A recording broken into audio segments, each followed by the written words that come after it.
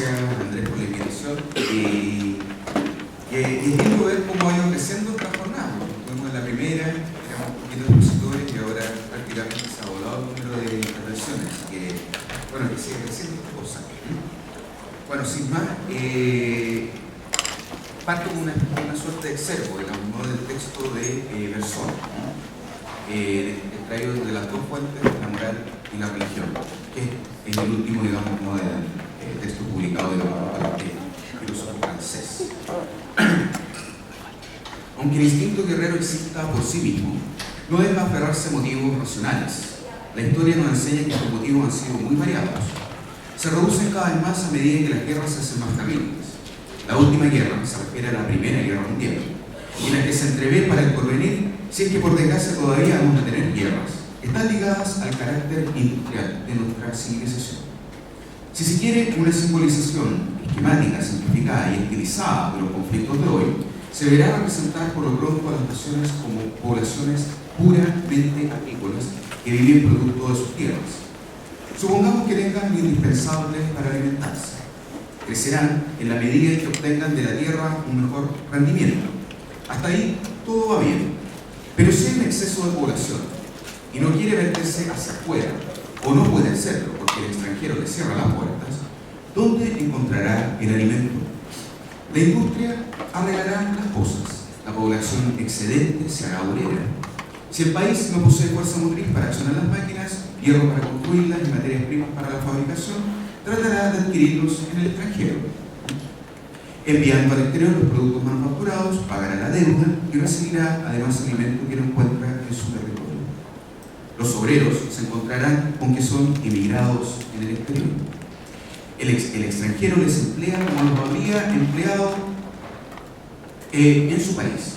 Prefiere dejarlos o quizá ellos prefieren seguir allí donde están, pero dependiendo siempre del extranjero. Si los países no aceptan sus productos o dejan de proporcionarles los medios para fabricar, están condenados a morir de hambre, a menos que se decidan arrastrando con ellos a su país, a ir a tomar lo que se les diga. Eso será la guerra. Huelga decir que las cosas no suceden tan simplemente. Aunque no se esté amenazado precisamente de morir de hambre, se estima que la vida carece de interés y no se tiene confort, la diversión, el lujo. Se considera insuficiente la industria nacional si se limita a vivir, si no da la riqueza. Un país se considera incompleto si no tiene buenos puertos, colonias, etc. De todo esto puede salir la guerra. Pero el esquema que acabamos de trazar señala suficientemente las cosas esenciales: crecimiento de la población, pérdida de mercados, privación de combustibles y de materias primas. Hasta ahí Bersón.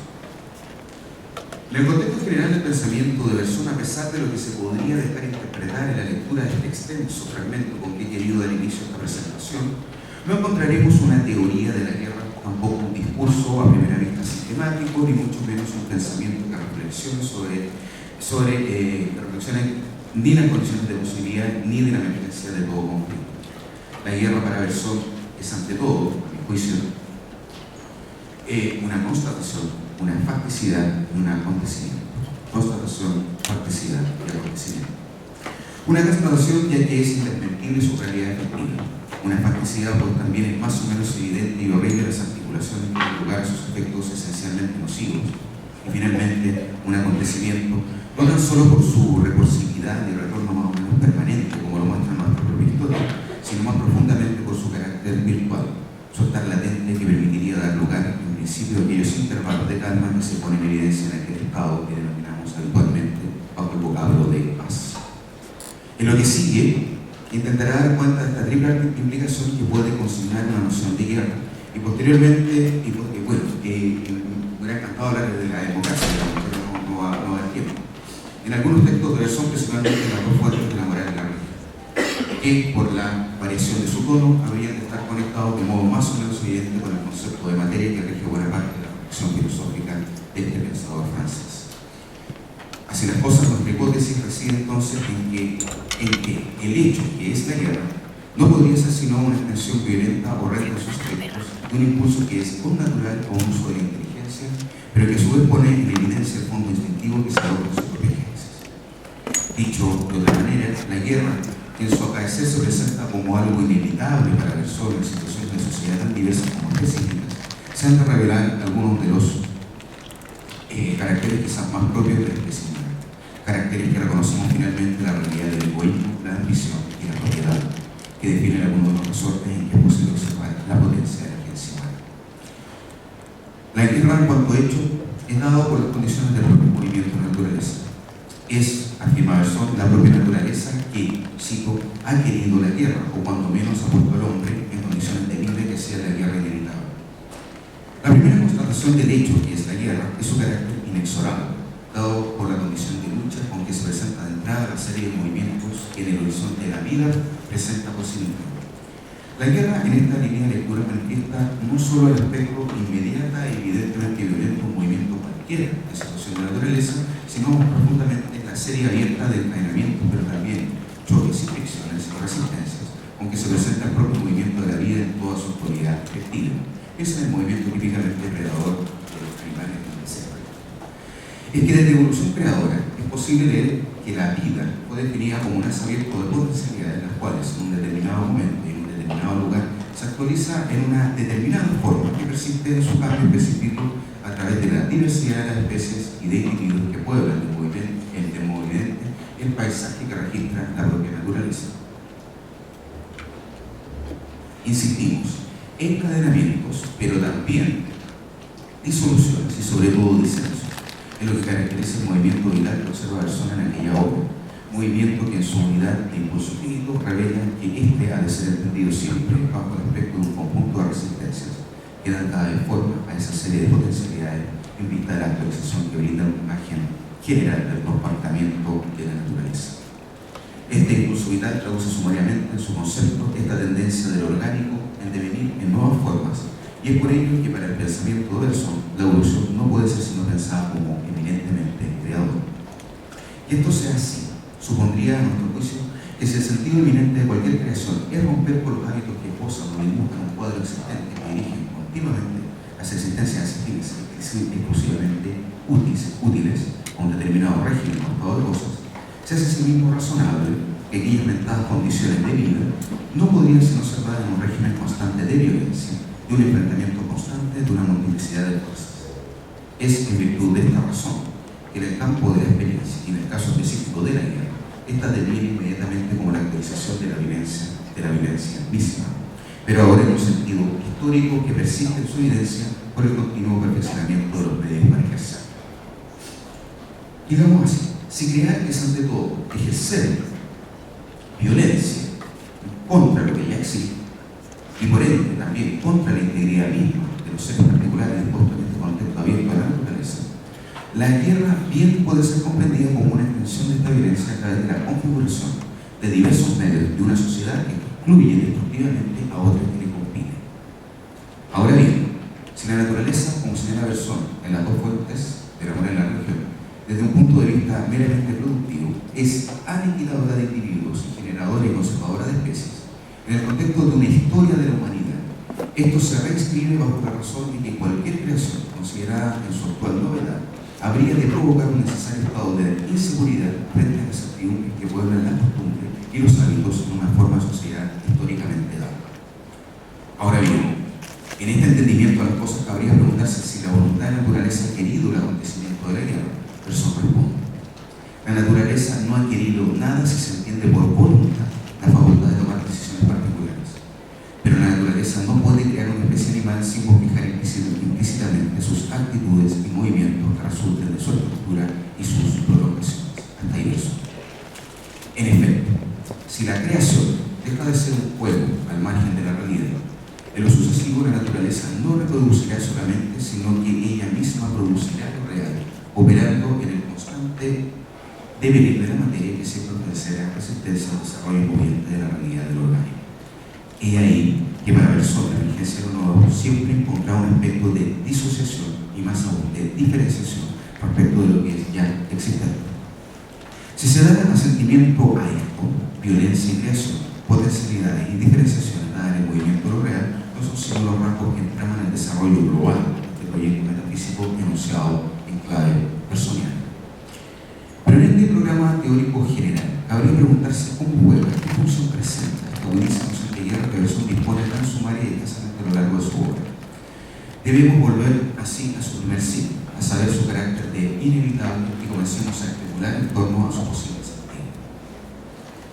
Esta aventada inexorabilidad es dicha de las condiciones específicas de vida, y la vida, como he indicado hasta acá, se manifiesta como una constante de movimiento en la persistencia de sus formas en general, dada por la evidencia de las especies, pero también en la transformación de estas en el horizonte general de un evolucionismo. Ahora bien, si la guerra es inevitable, es en razón de la constancia de ánimo de extensión territorial, de incremento demográfico que un determinado cuerpo comunitario ciertamente desarrolla, ampliando pero más significativamente perfeccionando sus propias condiciones materiales de existencia. Es por esta razón que la guerra surge, emerge e irrumpe a través de ese otro hecho que es el ánimo de conquista que en potencia virtualmente se aloja en el seno de cualquier sociedad que Cabezón considera como génesis de todo patriotismo. Aun cuando la guerra no tendiera a la conquista, dice Cabezón, en un principio lleva de hecho a la conquista, pues el vencedor encuentra cómo apropiarse las tierras del vencido e inclusive de la población para sacar provecho de su trabajo. Para Cabezón, la actualidad manifiesta de un empuje de conquista explica por sí misma de modo evidente e inmediato el surgimiento de los imperios de la antigüedad con mayor o menor dosis de ilusión y independencia que la parte vencedora concede a la parte vencida. Pensemos, por ejemplo, en la importancia histórico-política de la jurisprudencia de los poderes romanos, contratos o alianzas que dominen la participación de cada provincia con el centro con Roma. La guerra, desde esta perspectiva, consiste ante todo en la existencia de una resistencia constitutiva en los singulares que asisten a la forma específica que puede expresar la estructura de un cuerpo comunitario cualquiera. Resistencia que las más de las veces reconocemos en la realidad efectiva de la xenofobia. La guerra no sería sino una extensión a la cultura, a la historia y a la política de un principio disociador característico de las fuerzas vitales que se ponen de manifiesto en su propio despliegue natural y su persistencia constante en este mismo despliegue dado por la realidad de las especies. Del mismo modo que la ley vital inscribe indeterminación de las condiciones efectivas de la extensión material de la naturaleza, la guerra, inversamente, habría de inscribir por extensión una pretensión de aseguramiento, esto es, la producción de una especie de certidumbre de esas mismas condiciones materiales a través de la extensión de los límites de aquello que reconocemos como un territorio, un Estado, una nación. La guerra, su inteligencia, pero también su destino, se funda en una fundamental afirmación de la materia, poniendo de manifiesto su carácter más interesante, útil y productivo, en vista de la conservación futura de buena parte de los individuos que pueblan su extensión territorial. La constatación que nos ofrece Cabezón en torno a la realidad de la guerra, creemos, no podría ser distinto de su propia postura filosófica. Ha de ser necesariamente correlativa. Recordemos nuevamente, la vida no es otra cosa, no se comporta sino como la serie de tentativas que se traducen en divergentes series específicas que resisten a la materia, serie de vacilaciones que procede por insinuaciones y tentativas a través de una materia que siempre la resiste. Esta es la intuición fundamental que Cabezón desarrolla en la ilusión creadora.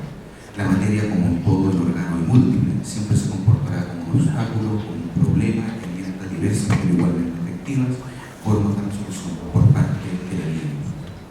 El impulso de la vida, cito, del que hablamos consiste en suma en una exigencia de creación. Se introduce en la materia, que es la necesidad misma, y tiende a introducir la mayor cantidad posible de indeterminación y de libertad. Del mismo modo, la guerra, ahora en su practicidad, se desplegará en una serie de articulaciones que invierten el movimiento de indeterminación que introduce la vida en la materia, para ampliar las condiciones de aseguramiento de la existencia material y actual de una comunidad. Es por esta razón suficiente, aunque no necesaria, que la guerra se considera como natural por persona. Suficiente de que parte del movimiento de la condición de la naturaleza vital en general determinar, sea de modo instintivo, inteligente, inmediato o mediado, un espacio, un territorio y por ende un límite de seguridad y certidumbre para la conservación global de la especie y la sociedad que surgiera. Necesario del Sample. La guerra es un hecho efectivamente humano, que surge en parte de un instinto guerrero que cumple su verdad en el afán de conquista, pero que procede en todos los casos de modo inteligente y estratégico debido a la sofisticación tanto progresiva como histórica de los medios a través de los cuales efectivamente toma lugar su actualización o intervención que en su génesis ha de ser considerada Y esto es así debido a la familiaridad y parentesco constitutivo que posee la inteligencia con el trato de las condiciones reales que la rodean. Me va a saltar el político. Dicho ahora de la facticidad de la diferencia entre el diseño inteligente de los primitivos y complementarios instrumentos de caza, armas de captura y muerte de una presa en vistas de la propia alimentación, hasta las más desarrolladas tecnologías de hoy para la detección y destrucción de un eventual enemigo. En el contexto de eso, solo presentarían una diferencia de grado, si se quiere, de expansión, magnitud y proliquidad en su alcance, pero no una diferencia de naturaleza, ya que su finalidad es siempre la misma: conservación, expansión y aseguramiento de las condiciones materiales de la vida. Al paso que va la ciencia a escribir son está próximo el día en que uno de los adversarios, poseedor de un arma secreta, mantenía en reserva, disponga de medios para suprimir al otro. No quedará quizás sobre la tierra ni rastros del vencido cuando se pierda de su pueblo. Agregó acá una excepción a esta escena cruenta de solución. Lo que sobrevive es el propio territorio. Este territorio, quizás baldío por el ejercicio brutal de la adaptación, deviene inmediatamente en restos y ruinas que se tornan insignificantes del sentido con que opera la guerra misma, sentido que de modo ulterior puede ser considerado como materia de estudio, inspección, descripción, interpretación de su posible significación histórica. Pero su practicidad, no obstante, más allá del siempre posible y ese sometimiento significado que puede darnos cuenta de su razón o su sin razón, no difiere sus articulaciones esenciales. Ni sometimiento, ni explotación del vencido como impedía el antiguo instinto guerrero, el cual podría ser ulteriormente motivado por conveniencia, por ambición, sin dolor y prestigio, ha devenido en la situación actual, nuestra comunidad, ¿no?, de verso, en un simple ejercicio de destrucción. Este oscuro pronóstico de sonar, que por cierto se confirma en el acontecimiento de la Segunda Guerra Mundial, se funda en la propia experiencia de una diversidad de conflictos que en su escalada sirve de anuncio de un porvenir y que, incierto en sus determinaciones específicas de realización del paso temporal, se mantiene una latente virtualidad presente en el sentimiento de su propio acaecer.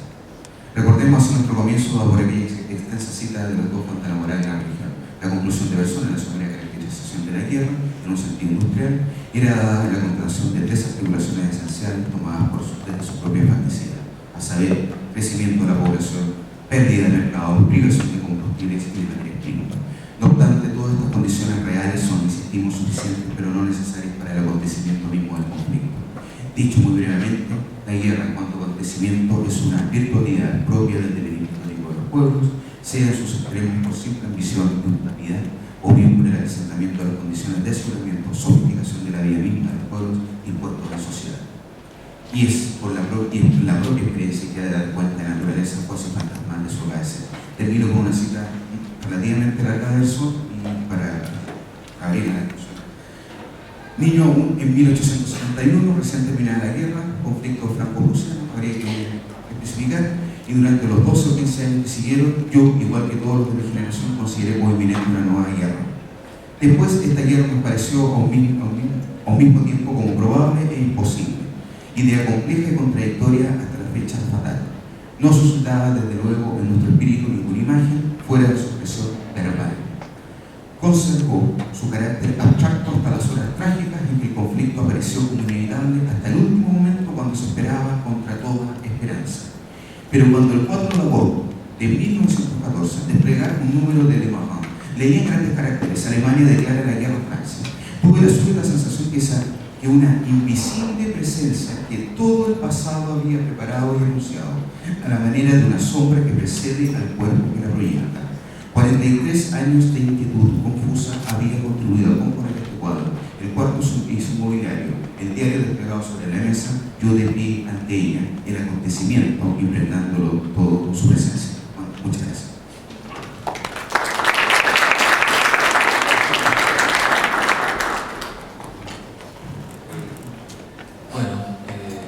Hola, muchas gracias por, primero, quería agradecer la invitación, quería agradecer a Miguel por la sugerencia de mi nombre en esta mesa y a Andrés también, que nos conocíamos pero nos desconocíamos al mismo tiempo, cosas raras, pero ahora nos conocemos. Y gracias también porque es muy agradable para mí poder mostrar un poco en qué es lo que estoy trabajando. Y para ser lo más preciso posible, yo creo que no voy a alcanzar a decirlo todo, nunca se alcanza a decirlo todo, pero algo se puede hacer, ¿no? Algo se puede hacer. La ponencia que preparé se llama Homo non cogitat, o sea, el hombre no piensa. El subtítulo es El averroísmo y la experiencia del pensamiento. Punto 1. En 1967, Raymond Belloux entrevista a Michel Foucault a propósito de una reciente publicación de La palabra y las cosas de 1966. La crítica contemporánea, señala Foucault, está abandonando el gran mito de la interioridad. Así, un texto no será necesariamente interrogado por Foucault acerca de su verdadero significado, oculto tras las capas de engañosas capas históricas.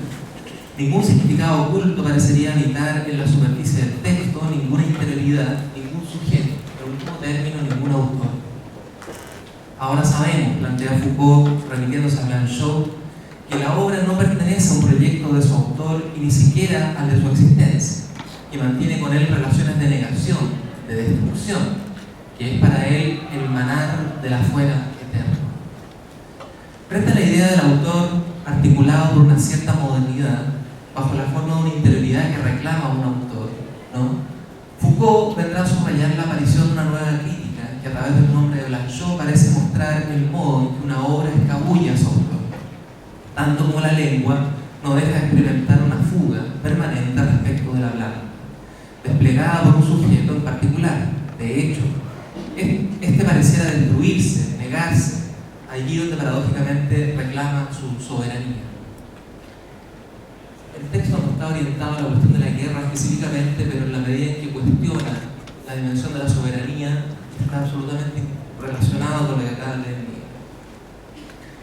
Toda la reivindicación filosófica acerca de una soberanía del sujeto hablante parece desvanecerse en el preciso instante de su locución. Ese gran mito de la interioridad indicado por Foucault parece diseminarse allí donde éste debiera confirmarse. Hablar será menos una apropiación de la lengua como un modo de dejarla escapar, menos el trazar la soberanía de una firma como diseminarla en el balbuceo incesante de un habla que no nos pertenece. Entre la lengua y el habla asistiríamos menos a un proceso psicológico en el que se juega una introyección y mucho más a la superficie inmanente de una exposición. Lejos de cualquier noción de conciencia o de un yo pienso como estructura del autor, sobre la cual podría fundarse un cierto humanismo moderno, Foucault no dejará de subrayar la eterna migración de una lengua en la misma locución ejercida por los hablantes. Así, abrirá una tierra incógnita en la cual la reflexión se encontrará con el sinuoso campo del anonimato que la crítica contemporánea deberá conquistar. Más allá de la autoría de un yo pienso, con la que una cierta filosofía, entre paréntesis, moderna, habría perpetuado al reino de la teología y su programa de subjetivación de corte individualizante, la apuesta Foucaultiana por la conquista del anonimato parece abrir a un antiguo dispositivo textual, el comentario, y a una antigua doctrina, ¿no?, el averroísmo, a partir de la cual se expondrá una singular concepción de la recepción, escrita no por un autor, sino por alguien que es conocido por ser un comentador, y que el mundo latino del siglo XIII conocerá bajo el extraño nombre árabe de Averroes. Punto 2. Podría decirse, escribe Manuel Concha, que un comentario es para la lengua lo que para la vida de los hombres es el juicio final.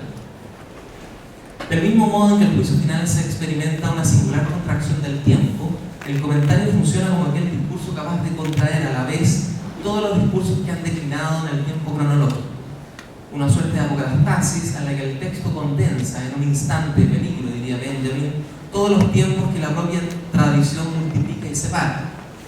Siguiendo a Concha, diremos que el comentar es una técnica que, al hacer comparecer las diferentes declinaciones del texto, es capaz de contraer y condensar así a todos los eventuales sujetos que en el horizonte de un tiempo cronológico en el que se estructura toda tradición habrían podido decir yo pienso.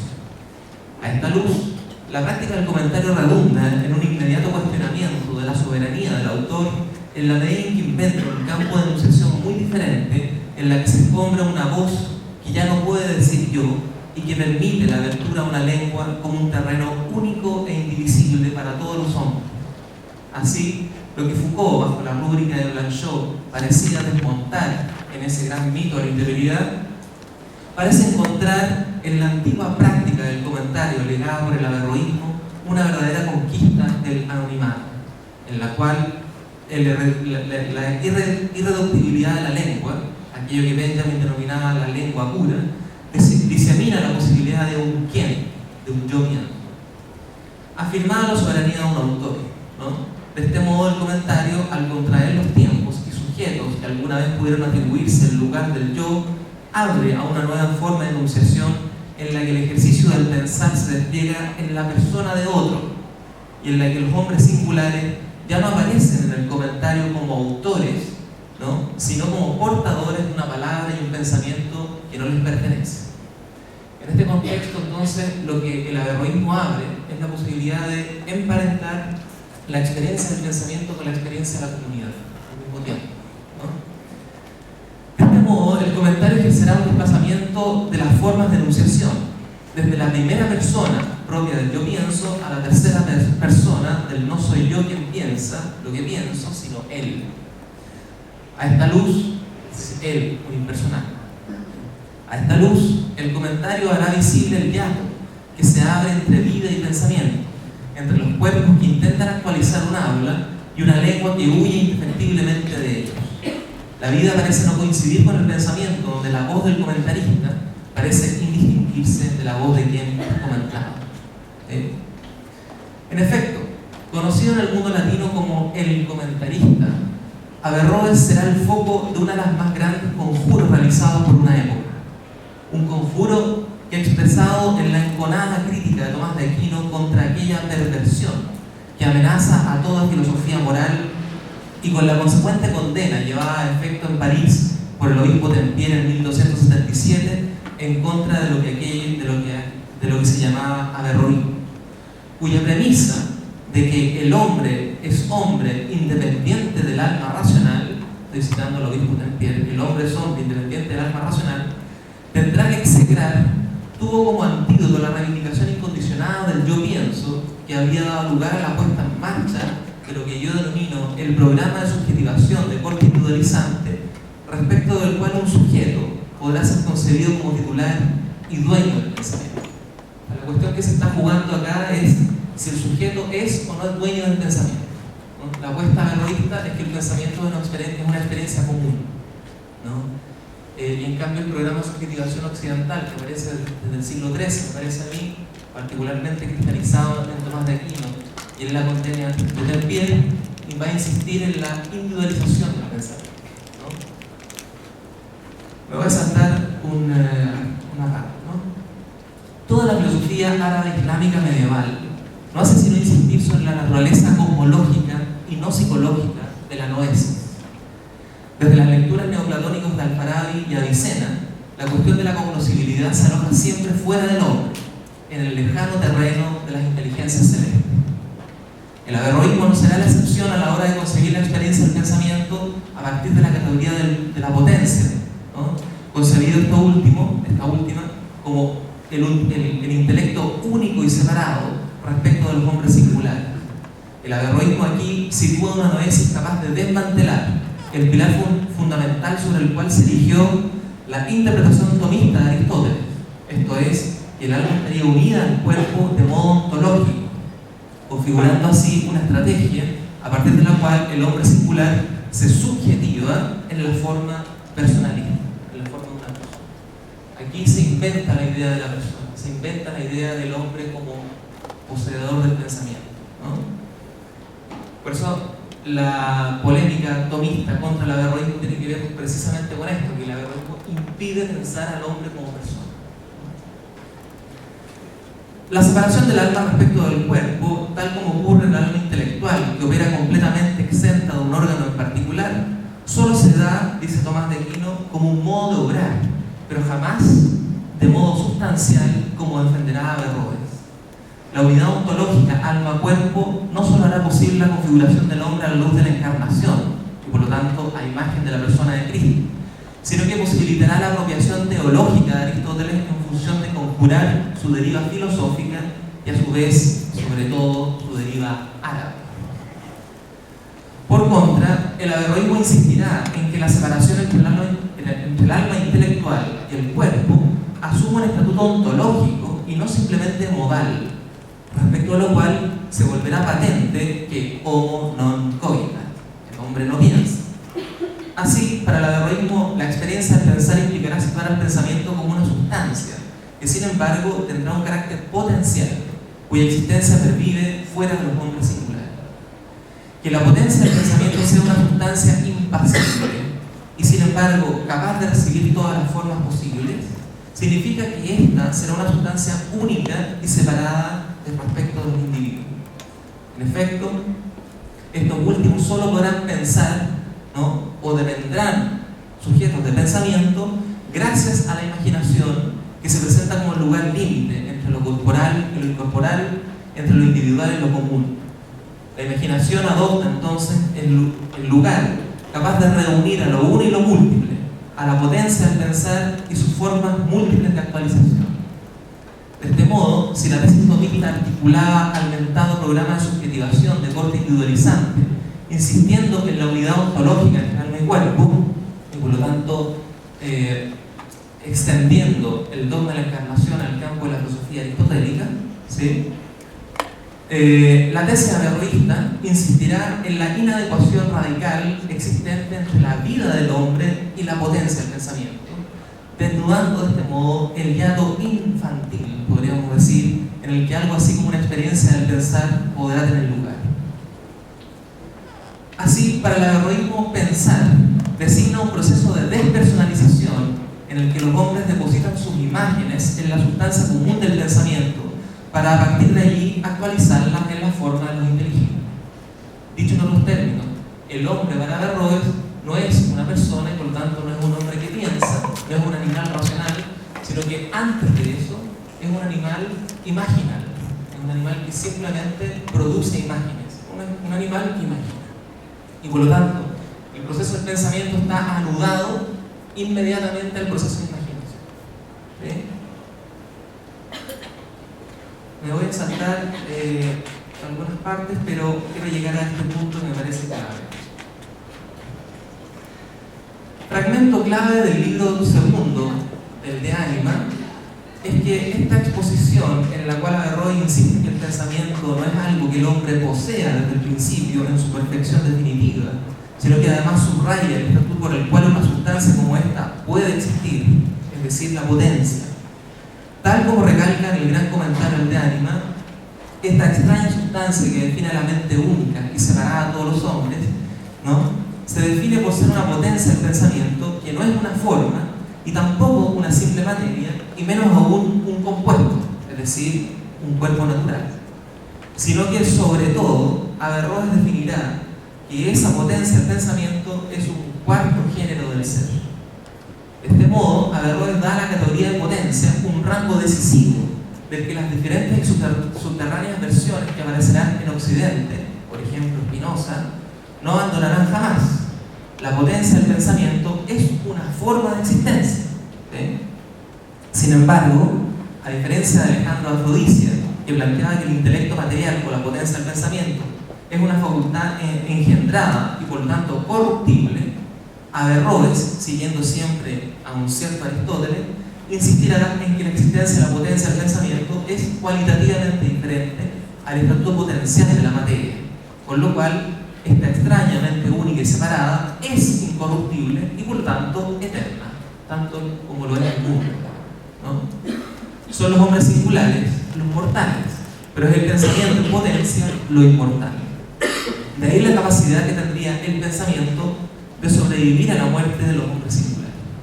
Y de ahí también la comparación que hace Averroes entre el intelecto en potencia y esta sustancia medial que había sido definida por la teoría de la visión desarrollada en Aristóteles en el libro 2 del De Anima, que se define por el diáfano. Para nosotros, escribe el comentarista en el gran comentario, habiendo mantenido que el intelecto material es eterno y que los inteligibles especulativos son generables y corruptibles en el modo que dijimos, resulta evidente que según este modo, el sujeto de los inteligibles especulativos y del intelecto agente es uno y el mismo. Esto es el intelecto material. Y se asemeja a esto lo diáfano, que recibe al mismo tiempo el color y la luz es lo que produce el color. Que la potencia del pensamiento sea una sustancia común, ¿no? Y los inteligibles especulativos, ¿no?, sean aparejados a ella, muestran la analogía de este para con lo diáfano, en cuanto se ubica como un medio, que como tal lo es de manera absoluta, en tanto es capaz de recibir no una forma u otra forma, sino todas las formas. Voy a saltarme varias partes, pero llego al final para sistematizar algunas cosas. Súper. La noética averroísta, que como hemos visto concibió una precisa teoría de la recepción, es decir, que la potencia del pensamiento es aquella que recibe todas las formas posibles y por tanto deviene todas las formas posibles, casi al modo de un espejo. Cuando uno se mira al espejo, el espejo recibe una forma y el espejo puede recibir todas las formas. Averroes piensa bajo el modelo del espejo, por así decirlo, ¿no?, la naturaleza de esta sustancia común que es el pensamiento, ¿no?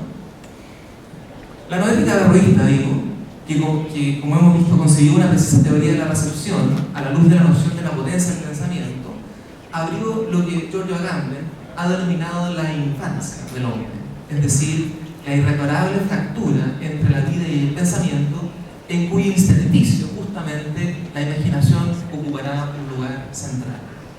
Los hombres imaginan, y el hecho de que los seres humanos imaginen es el testimonio de que el hombre precisamente no piensa. O lo que es lo mismo, el imaginar significa inmediatamente el que hay una fractura absolutamente inconmensurable entre la vida y el pensamiento, que nunca se adecua a la vida con el pensamiento. Y por tanto el hombre no es por naturaleza una persona. La violencia con la que Tomás de Aquino califica el averroísmo como un atentado contra la filosofía moral y la expulsión de los averroístas en 1277 de la Universidad de París muestran que el problema no ético era inmediatamente un problema político, toda vez que interpelaba a la premisa sobre la cual se desplegó este programa de subjetivación occidental. A esta luz, quizás podemos plantear tres efectos del averroísmo. En primer lugar, si en el averroísmo era la imaginación el lugar en que lo uno y lo múltiple, el pensamiento y el hombre se unían, y por lo tanto la imaginación adquiría ahí un lugar decisivo, el programa de subjetivación occidental expulsa la imaginación del registro filosófico. Ahora esta constituirá un elemento engañoso para la certeza proveída por el pensamiento. Eso, por ejemplo, en Descartes, ¿no? Segunda cuestión. Si para el averroísmo el pensamiento era una potencia común a todos los hombres y por lo tanto era una sustancia que habita fuera del hombre individual, asumiendo la tesis de que habría separación entre alma intelectiva y cuerpo, el programa de subjetivación occidental responderá configurando el pensamiento en base a la tesis tomista de la no separación según el ser entre alma intelectual y cuerpo, interiorizando así el pensamiento en la forma de una persona primero y de un sujeto después, es decir, de una entidad que podrá decir yo pienso. Tercera cuestión. Una de las instituciones en la que se cristalizará este programa de subjetivación articulado con la expulsión del averroísmo habrá sido la Universidad Occidental. A propósito de toda la discusión sobre las universidades hoy día, me parece que traer a la palestra al comentarista, ¿no?, siempre puede ser interesante, ¿no?, porque justamente podemos pensar algo así como una experiencia de la comunidad que coincide enteramente con la experiencia del pensamiento. Habrá sido la Universidad Occidental que se habría configurado a partir de la expulsión del averroísmo en 1277, con lo cual se habría expulsado a la imaginación y a la comunidad al costo de la reivindicación antropológica del sujeto como titular del pensamiento, ¿no? Esa sería mi tesis. Lo dejo hasta aquí.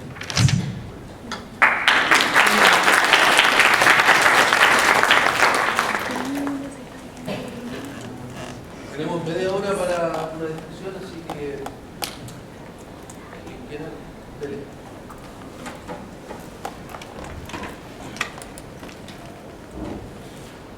Gracias. Quería preguntarle a Miguel. ¿Perdón? Miguel. Ah, Sobre Bergson, ¿cierto? sí. tú mencionaste, es una pregunta, tú mencionaste, hablaste de Bergson hablando de la naturaleza mucho y de la naturaleza humana también en algunos. Entonces quería preguntarte nomás, a tu juicio, ¿cómo entiende Bergson la naturaleza primero y cómo entiende la naturaleza humana? ¿Qué entiende Bergson por naturaleza y qué entiende por naturaleza humana?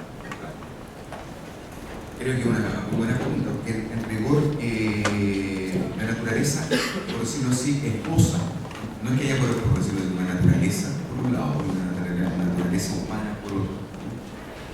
Básicamente el género humano es una especie más dentro de las otras especies. O sea, no tendría en principio nada especial. El problema para Bergson es cómo el género humano actualiza la violencia, digamos, ¿no? Que está, por decirlo así, inscrita, digamos, en el movimiento mismo de lo natural. Si tú ves la naturaleza, generalmente tú ves eventos más o menos violentos. Lo que pasa es que como el problema para Bergson es cómo se hacen sofisticados o se amplían o por decirlo así, se expanden estos medios inteligentemente, digamos, ¿no? En el caso del género humano. Es decir, por decirlo así, la violencia natural se reconvierte en el género de los humanos, entendido, digamos, el género humano como las diversas sociedades, digamos, ¿no? Como una especie de racionalización suficiente, aunque no necesaria, del hecho mismo de la violencia. En otras palabras, si uno tuviera que asignar, digamos, una teoría política para Bergson, en el fondo eso está hablando, sin duda, es una teoría política que se carga inmediatamente de la practicidad misma de la violencia. Supongo entonces que mi pregunta es si es que la naturaleza humana, digamos, es simplemente un caso de naturaleza en general. Es un caso. Mi pregunta sería, ¿qué quiere decir Bergson cuando dice, por ejemplo, que una cierta inclinación es natural? ¿Qué quiere decir? ¿O cómo sabe eso, por ejemplo? No, porque tiene en el fondo la naturaleza en cuanto que vida, ¿no? En cuanto que vida movible, simplemente manifiesta tendencias, digamos, de transformación. Eso es. O sea, no podríamos prever, digamos, ¿no? Aquí y ahora cuáles van a ser las nuevas formas de existencia, ¿no? O las nuevas formas que podrían adoptar determinados animales. Pero el instinto agresivo, por ejemplo, cuando él dice que es parte de la naturaleza humana, exacto, se refiere a que no es aprendido, a que es genético, a que... Totalmente te lleva a la crisis instintiva de toda la inteligencia. La inteligencia, ¿qué es lo que hace en el caso de eso?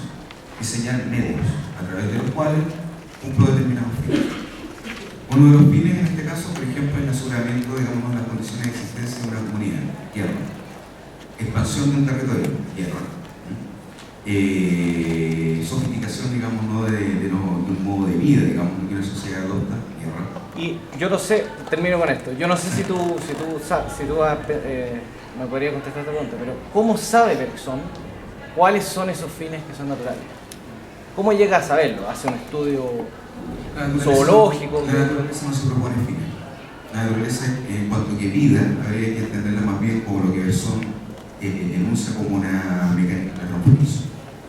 Ya, pero él ¿cómo, por ejemplo, llega a la conclusión de que el instinto o la inclinación agresiva es un instinto natural? Bueno, basta observar, digamos, cómo el estado de la naturaleza global. Hay lo que puede en el fondo es depredación, digamos, de unos animales por otros. O sea, es un criterio estadístico. No, es un criterio más o menos evidente a la experiencia. Claro, pero el razonamiento sería, dado que esto ocurre típicamente, entonces es natural. Bueno, sí. Es inmediatamente visible, digamos. No tendría mayor problema, digamos, en buscar evidencia, digamos, de contar cuántos depredadores hay en determinados naturaleza. Simplemente es evidente de que hay depredación, por ejemplo. No sé si me entiendo. Sí. Y eso no es una finalidad. Se da, ¿sí? Vamos a seguir con el mismo tema, ¿no? Una pregunta en realidad para los dos, pero que tiene que ver con... que yo no entiendo mucho, porque básicamente se ha dicho que en el fondo de la inversión todo es natural, es como naturaleza que es la evolución, no es que tengan que ser unos animales naturales y hay otras cosas que no son naturales, ¿no? El instinto, si tú querís, gregario o el instinto, serían ambas formas naturales porque son parte de las formas de vida, ¿no? No es que haya algo natural que se distinga de lo humano. Me parece. ¿Sí? Eso. Ahora, el concepto de naturaleza en Bergson, visto de ese modo, podría en realidad compararse al concepto de pensamiento en la lectura revista, ¿no? Pensamiento que, como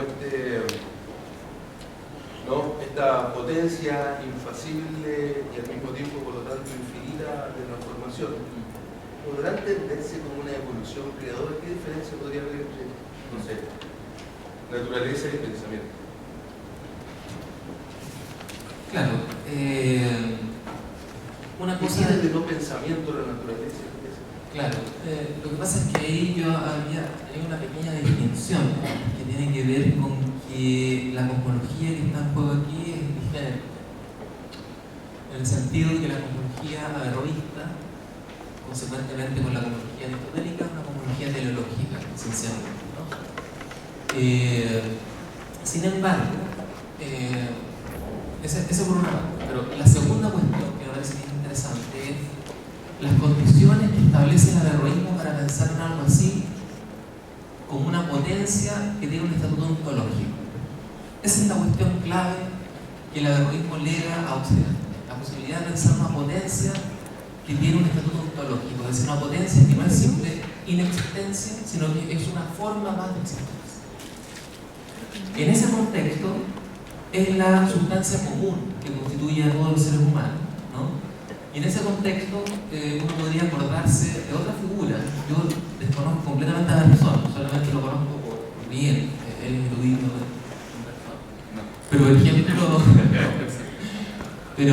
pero una sustancia sobre la cual uno podría reparar para pensar esta sustancia común es precisamente la noción que tiene Marx en los manuscritos económico-filosóficos del hombre como ser genérico, ¿no?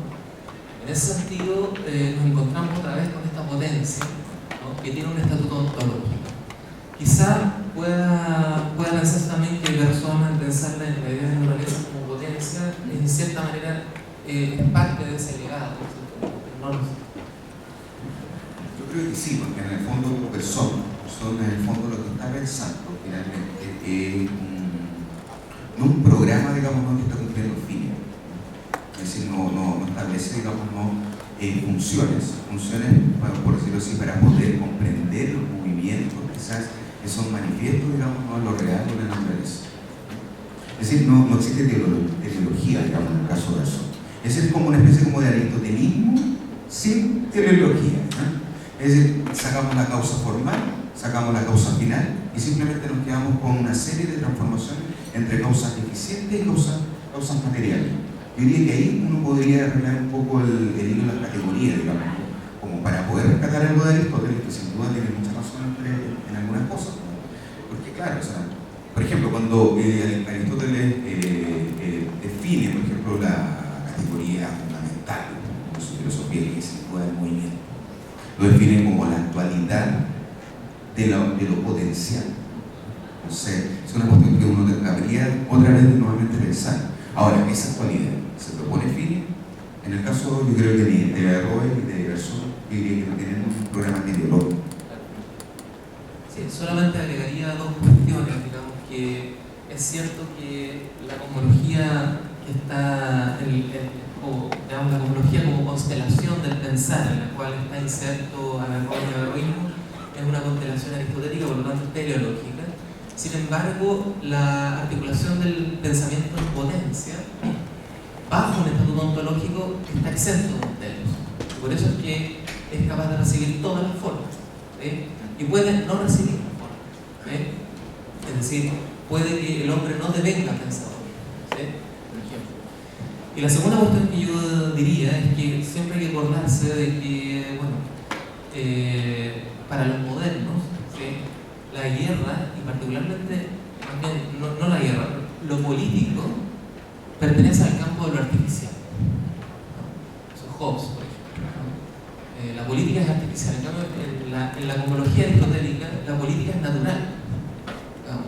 El hombre con naturaleza es político, no hay nada más que eso. Hay el telos propio, ¿no? Al cual el hombre apunta exactamente como los seres, digamos, la esposa, los seres vivientes apuntan a él.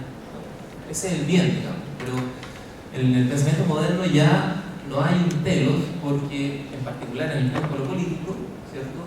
Lo político siempre es concebido como algo artificial. Claro, y en el caso del Sol, sí es artificial e inteligente, por lo tanto, en el diseño estratégico, por lo tanto, la guerra no sería sino que una especie como de justificación, a veces jurídica, a veces diplomática, a veces política, digamos, no del ejercicio mismo de la violencia.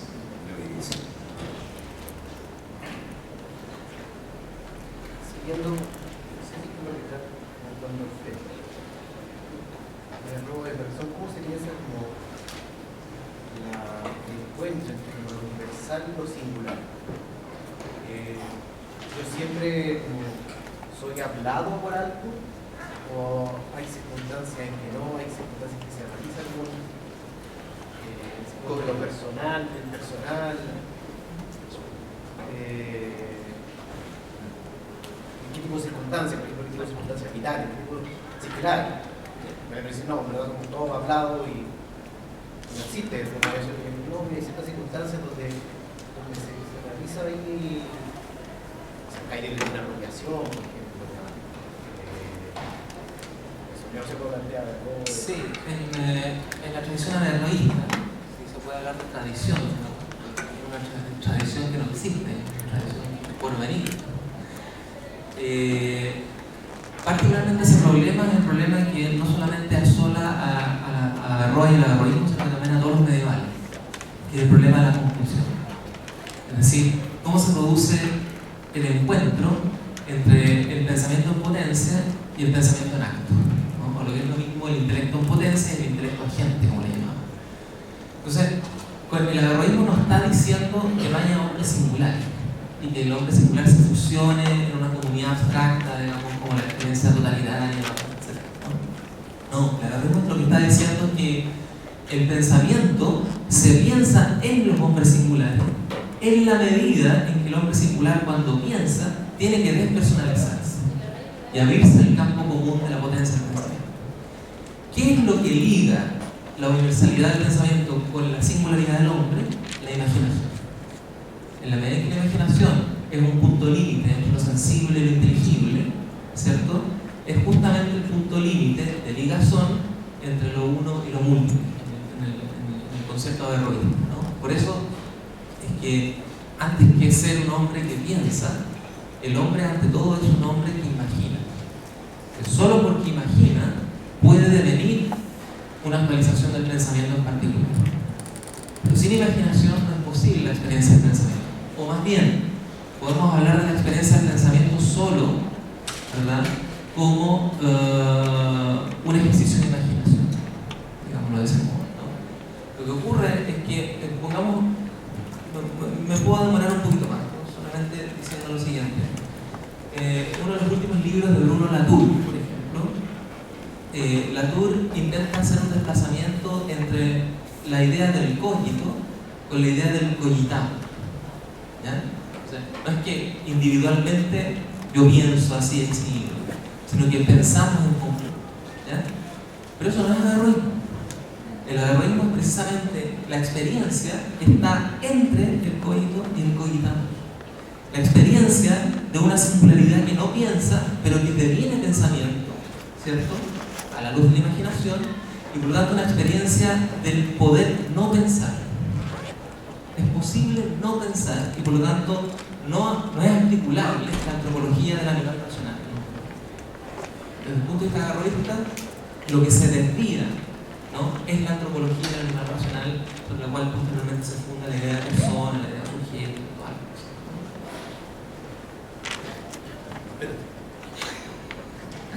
Aquí una continuación.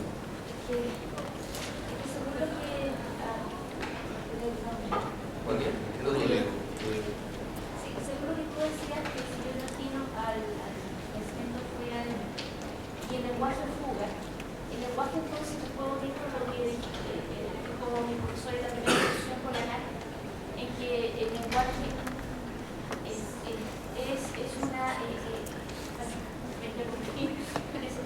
creo que Lacan, y particularmente si hay una experiencia heredera de esta desviación averroísta, es el psicoanálisis. Es muy interesante esto porque cuando desde el psicoanálisis habla el adulto, en el fondo habla un niño. Es decir, habla alguien que está fuera del lenguaje pero que mantiene una relación con el lenguaje.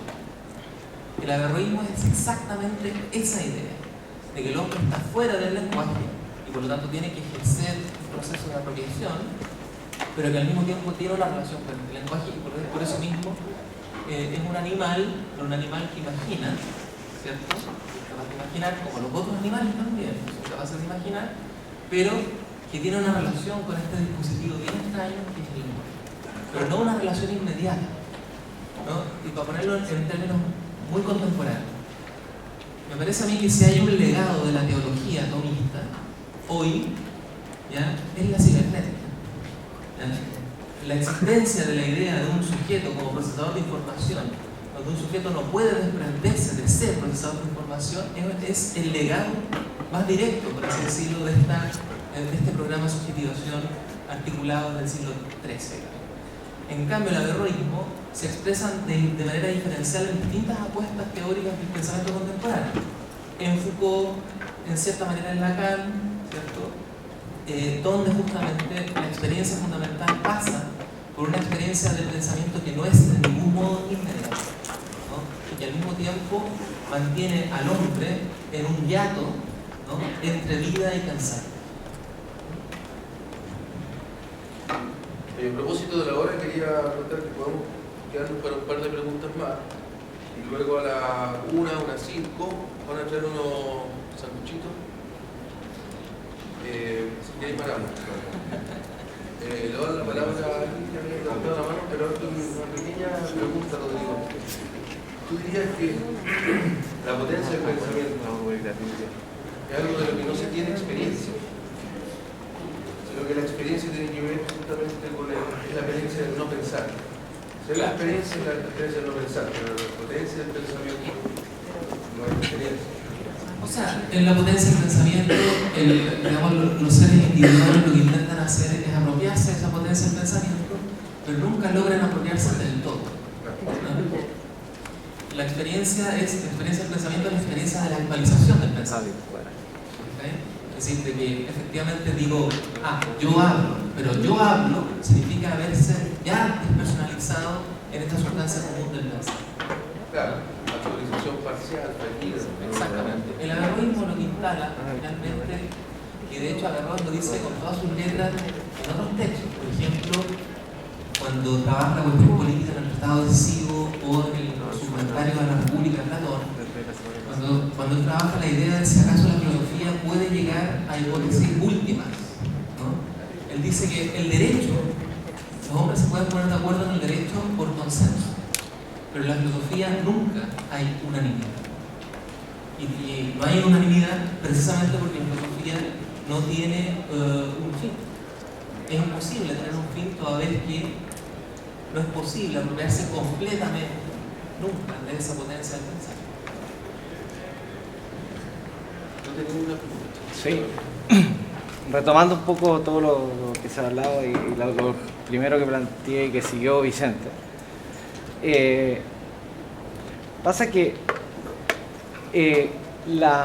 mira, hace muchos años, yo no sé si él sigue pensando igual, hace muchos años Carlos Pérez solía decir que Marx y Freud compartían esta idea de potencialidad absoluta, digamos, sin límite, en que, digamos, la idea de que de que los seres humanos podían devenir cualquier cosa, que no había ningún plan, por así decirlo, previo. Y una manera que tenía Carlos Pérez de plantear esto, la manera que él tenía en esa época, era decir que ambos compartían la idea de que no había una cosa así como naturaleza humana. ¿Ya? Obviamente decir eso implica hacer una distinción entre las cosas que son naturales y las que no son. O sea, si ustedes me dicen, Bergson, todo es naturaleza, no hay nada que no sea naturaleza, Bergson no podría hacer esa distinción. Porque evidentemente cuando Carlos quiere hacer esa distinción no está diciendo, mira, yo no creo que exista la naturaleza. Lo que está diciendo simplemente es, no creo que haya una naturaleza humana. ¿Ya? No creo... Ya, yo pienso que en realidad ni Marx ni Freud pensaban eso. Eso no quiero... La pregunta cortita, sí. A ti te toca poner en la otra mesa. Una pregunta. ¿Es que es Nietzsche pegar eso? Entonces, no, es que esto era una acotación, más que una pregunta. Entonces mi acotación era, y a lo mejor queda como pregunta, digamos, implícita, que ¿Dónde referías a Carlos Pérez? a Carlos Pérez... Sí. Entonces, mi apreciación acá es que cuando yo le preguntaba a Miguel a qué se refería Bergson con naturaleza humana, un poco quería cachar si es que para Bergson existía esta potencialidad o no, por ejemplo. O si uno está, en el fondo, mira, da lo mismo lo que pase, la historia, las circunstancias no importan, toda persona va a tener un instinto agresivo, sí o sí, por ejemplo.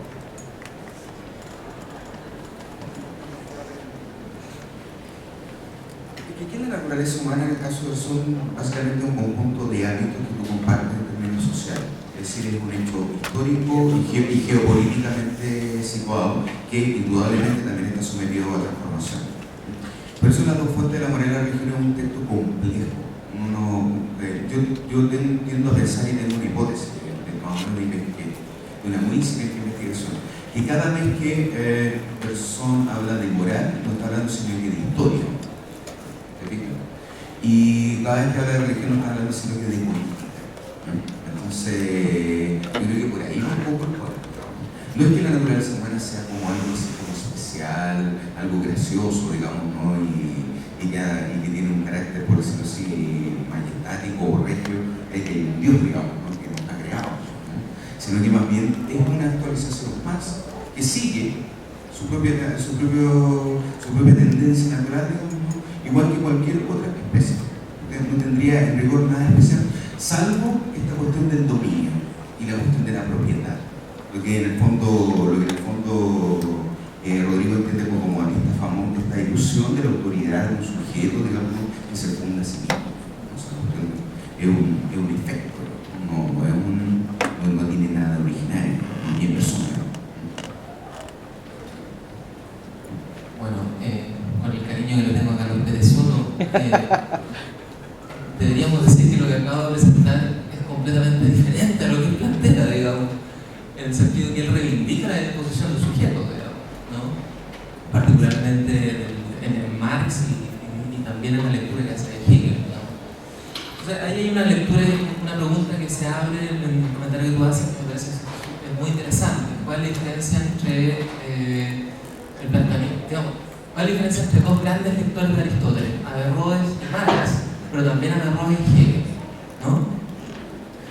Y me parece que esa diferencia, y habría que desarrollarla con mayor distancia, digamos, más allá de la brutalidad que voy a decir, ¿no?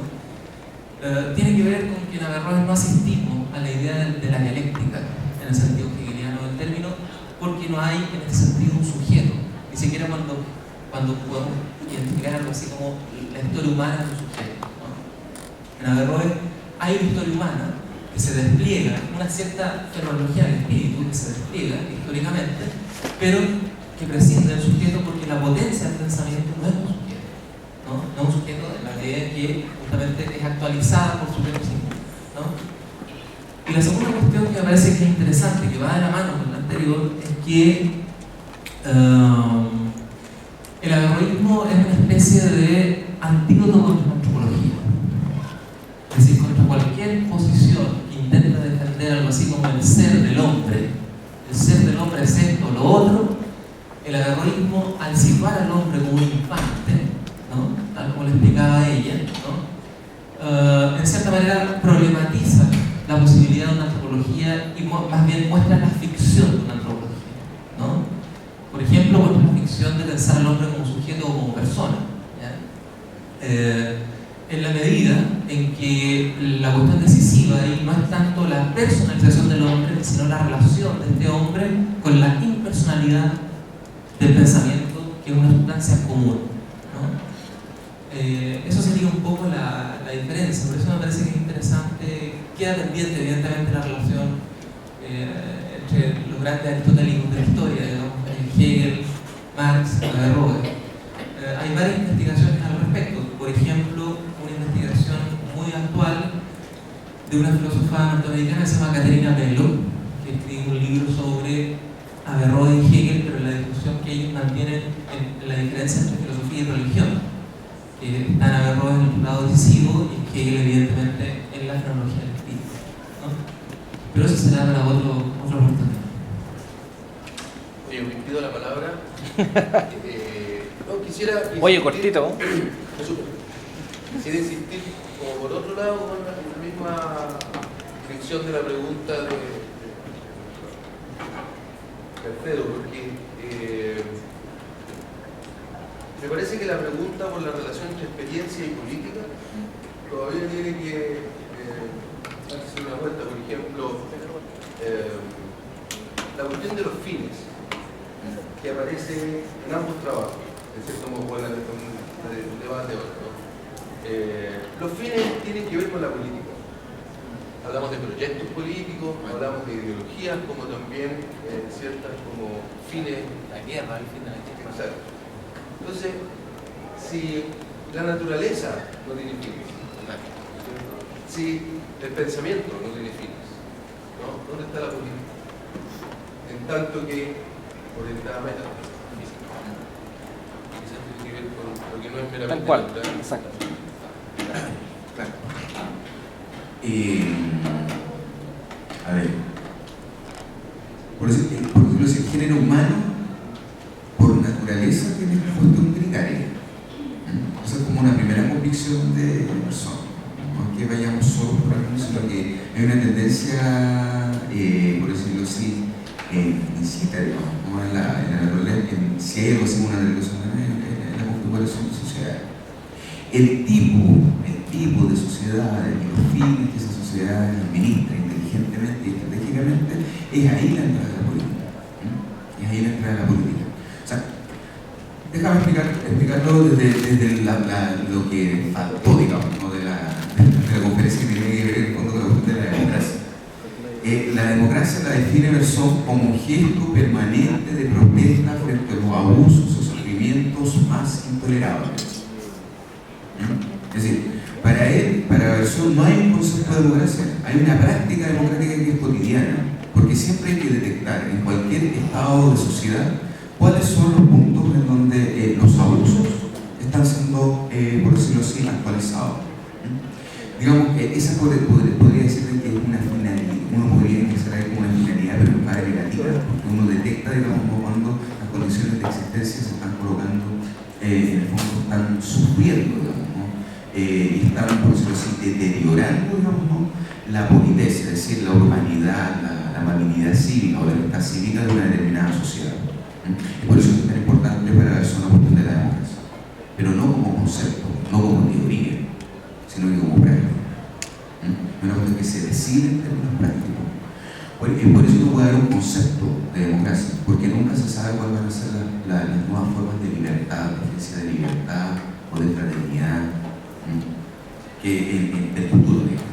Ahora, la práctica política como democracia no es una respuesta a la violencia de la naturaleza, sino a la dominación. A la dominación, sin duda, sin duda.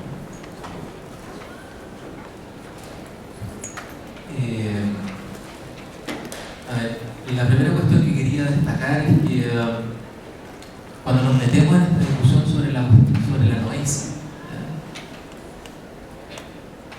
ya la discusión sobre la noesis en el averroísmo es una discusión política, precisamente porque pone en tensión ciertos marcos más, digamos, ciertos marcos tradicionales a la hora de pensar lo político, particularmente esa categoría que a todos nos gusta en cierta manera, que es la de soberanía. Es muy muy interesante la experiencia de Averroes en el mundo islámico occidental, que es Andalucía. La experiencia de Averroes en el mundo islámico occidental es la experiencia de un intelectual que intenta sustituir a los teólogos de la época, intenta expulsar a los teólogos del espacio público, por lo tanto desmantelar algo así como la posibilidad de una teología política islámica, ¿no? Pero que una vez que plantea aquello, él mismo es expulsado por los teólogos, ¿no? Y curiosamente, cuando los textos de Averroes llegan a los albores de Occidente, ya sea por las traducciones latinas de la familia Hohenstaufen o por las traducciones hebreas, ¿cierto? La lectura que se hizo del averroísmo es también una lectura inmediatamente política que conflictúa otra vez con la teología. ¿No? Hay una transversalidad entre los teólogos musulmanes de corte ash'ari y los teólogos cristianos de corte tonista en la expulsión radical del averroísmo del campo de la historia y del mundo. Por eso me parece tan interesante la posibilidad de situar el averroísmo como un antídoto, un dispositivo orientado al desmantelamiento de cualquier ontoteología. Y en ese contexto, lo que me parece interesante del averroísmo es que abre ciertas condiciones para pensar una vida política que no esté articulada precisamente a la luz de las categorías de medios de fin, por ejemplo, la categoría de soberanía, como se ha pensado en Occidente en la gestión política, ¿no? Yo creo que en ese sentido el averroísmo abre más el campo de lo impolítico que de algo así como una política, ¿no? El campo de lo impolítico es justamente el demonio y la perversión, de cierta manera, que denuncia Tomás de Aquino frente a esta lectura específica de Aristóteles. Pero por más erudita que esta lectura nos parezca, que es muy erudita de hecho entre Tomás de Aquino y el averroísmo, es finalmente un combate de una guerra, ¿ya? Hay una relación bélica entre el averroísmo y la teología. Y lo que en cierta manera he estado sugiriendo es que la teología no ha cesado de funcionar, ¿no? Más bien sigue funcionando y el averroísmo vuelve a actualizarse para encender los demonios. Y en esa clave, teólogo franciscano, ¿cómo vería esa relación entre los tomistas y franciscanos? No la conozco muy bien, pero diríamos que especulando simplemente diríamos que los franciscanos justamente se oponen, digamos, nacen como un movimiento de oposición a la iglesia, ¿no? La iglesia justamente del siglo III, ¿no? Del siglo XIII, perdón, cuando se está, digamos, en las universidades particularmente se está comentando, ¿no? Los textos de Averroes. Me parece que el franciscanismo es un movimiento muy interesante para pensarlo bajo esa línea, ¿no? Y no por nada un averroísta contemporáneo como Agamben es un averroísta, absolutamente, ¿no? Retoma también a los franciscanos para pensar así como una nueva vida política. En fin, no sé. ¿Otras preguntas que La pregunta que me surge es ver, es para Miguel, ver sobre la situación en que está, sobre la cuestión de la relación entre la naturaleza, vida y guerra, es innegable el darwinismo que hay en eso. Pero considerando que desde esa época se discutió también la perspectiva del darwinismo, influida por la visión política de su tiempo a su vez. ¿Qué perspectiva podemos ver a la discusión en que ya vemos que no es solamente competencia la vida, que habría cooperación incluso entre poblaciones disímiles, en el origen mismo de la estación unicelular? Sin duda. Lo que pasa es que, claro, acá he utilizado más bien el aspecto más bien disociador, y no tanto el de convergencia. Porque, bueno, el disociador, porque claro, hablando de la guerra no podía ser enfatizar, digamos, ¿no? La cara fea, digamos, ¿no? Que muchas veces manifiesta la naturaleza en su propio movimiento, por decirlo así, orgánico, digamos, ¿no? Cuasi expulsivo, violento, ¿no? Claro, pero también hay aspectos sin duda convergente sin duda, porque en el fondo de la convergencia nace una cierta estabilidad de determinadas formas que nosotros las reconocemos como especies. ¿No? Entonces, claro, me faltó esa pata, digamos, ¿no? Que en el fondo hay un momento que es pero que también hay otros momentos en que hay convergencia, digamos, sin duda. En el caso dicho de la política, es como el reverso especular. Hay guerra, pero también tenemos democracia. ¿Se fijan? Sí, pero está totalmente contemplado, digamos, ¿no? Por si esto fuera un sistema contemplado. Son dos movimientos, uno de divergencia y otro de convergencia. O sea, y tal cual lo dice así, eso no lo digo yo.